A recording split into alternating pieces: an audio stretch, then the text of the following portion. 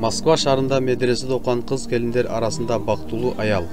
Kur'an, hadis, fik ilimler negizinde soru жооп taymaşı bolup öttü. İş çaranın negizgi maksatı bötön jerde kız gelinlerdi koldoo bagытында. Үй бүлөлүк зомбулуктун жана ажырашуунун алдын алуу. Бактылуулук динде экенин баса белгилеп, кеченди Сүйүнбек Ажи Жусупалиев аялдар туурасында жакшы баян кылып ачып берди. Намаз окуга ниет кылып келген кыз келиндерге жолук китеп белекке берилди. Аял ыймандуулугу үй бүлө ыймандуулугу жана тынчтыгы болуп саналат. Бул жакшы самалыкка демөөрчү жана уюштуруу тобу. Кыргызстан мусулмандар дин башкармалыгынын Москва шаарындагы өкүлү Сүйүнбек Ажи Жусупалиев. Манас жергиликтүү мусулмандар окуу борборунун жамааты. Люблюно содо борборунда эмгектенген жигиттер менен биргеликте бул күнү демөөчүлүктү колго алып, эже карындаштарды даамдуу дасторкон жайып, жылуу узатышты.